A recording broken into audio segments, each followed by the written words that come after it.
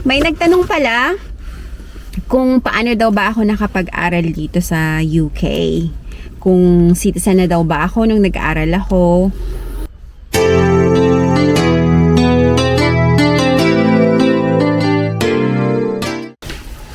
Okay, kabsa tayo ay maghahatid na naman ng estudyante.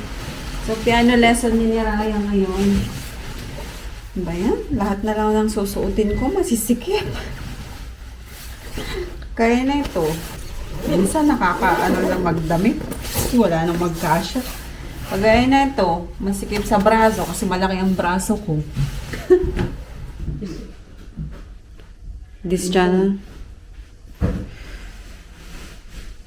Yeah.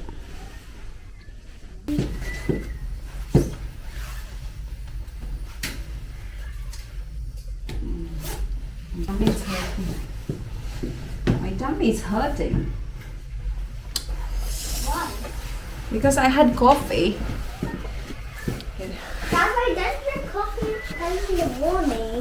Ay, ayokong nagkakape ng may ng may creamer. Kasi masakit sa tiyan. Kaya nagba-black coffee ako madalas. Pag nag-creamer ako, kapsat, ang sakit ng sikmura ko. Parang nagkaka-acid. Mama, this is the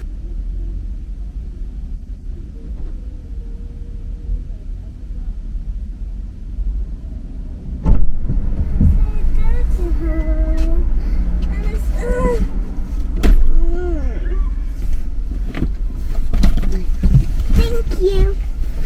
Put your bag up, please, because of your water.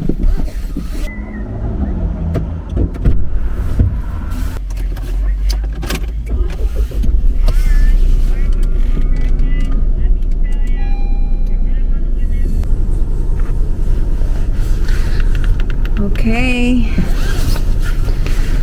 Yung araw, ang sakit sa mata.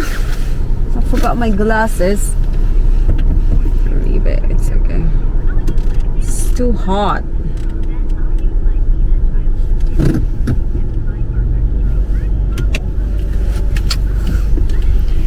Okay, kabsat. Tayo ay... Oh, no. Agsisira pa.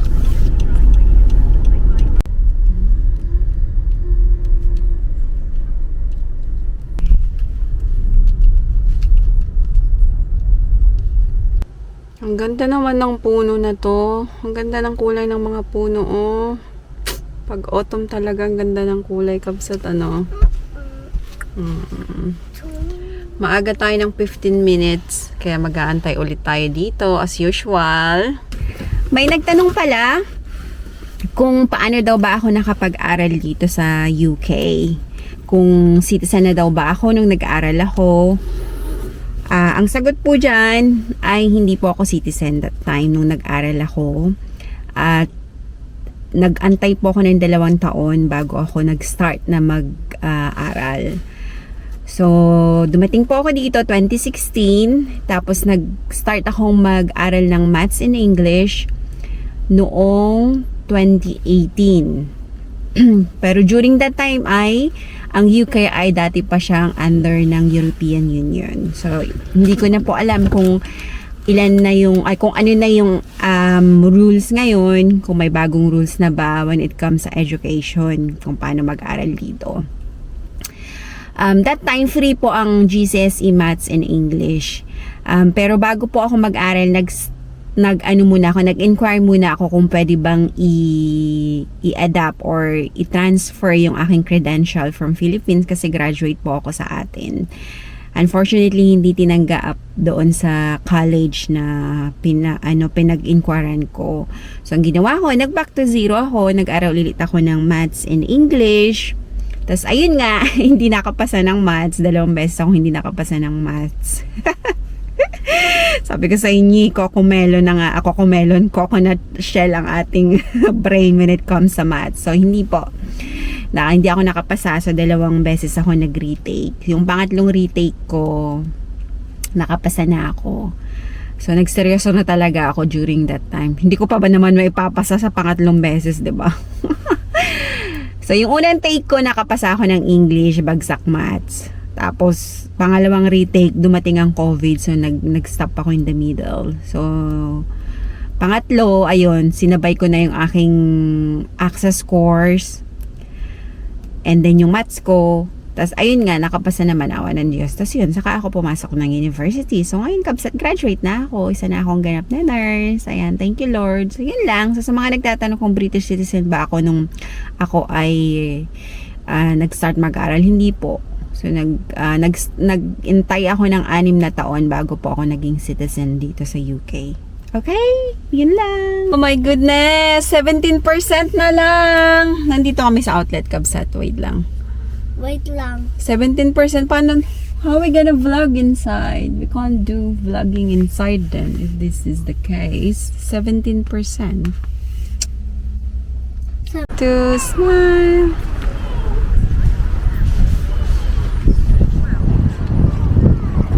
Are you shivering? Alright, come on.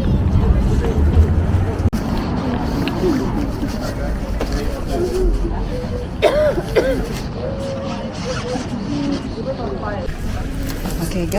Quick. 1,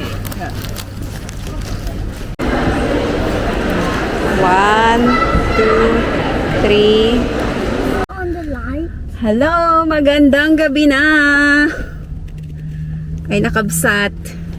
Susundin namin ngayon si Mister. 2 minuto na lang mag-out na siya. Polina! So soon after ng didiretso kami doon sa fireworks. Polina forgot to close my book. Pardon?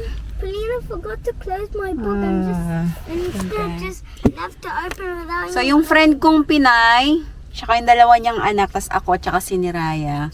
So manonood kami ng fireworks. So for first time namin attend dito, It's kabsat. not the first time. This is our first time for 8 years. This is our first time to go on that. We never been there. Never. Did Ahin go? Yeah, we never. It's my first time. So see. So it starts at 7 o'clock.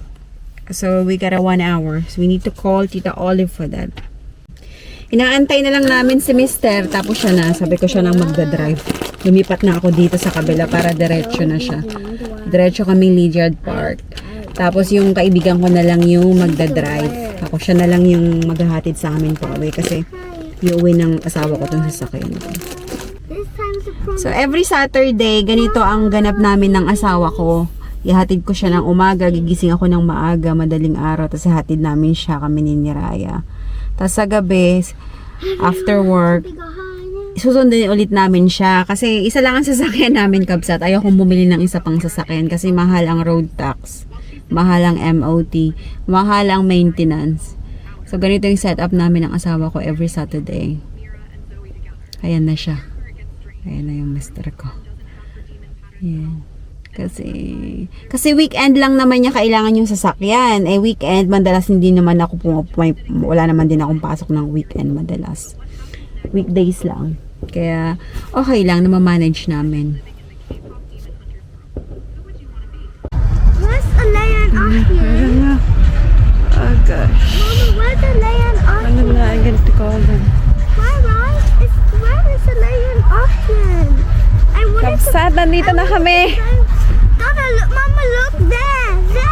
Yeah, wait. We need to call Tita Olive. Look at that. It's quite nice. There. That looks nice, the fire. Yeah, that looks nice. Right? Everyone is shouting. It looks Yeah. so nice with the fire and then the people.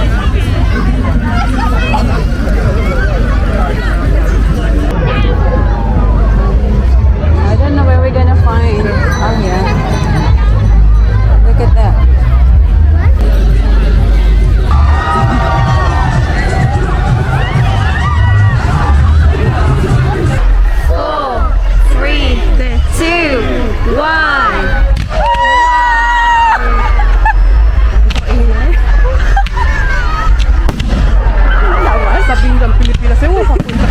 Kaya nga.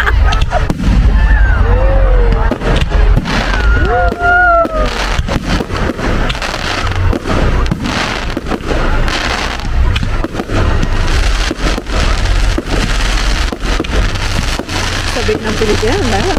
Kaya, lahat na pinta. Iya ang yuki. Pakita mo yan. Diyos ko.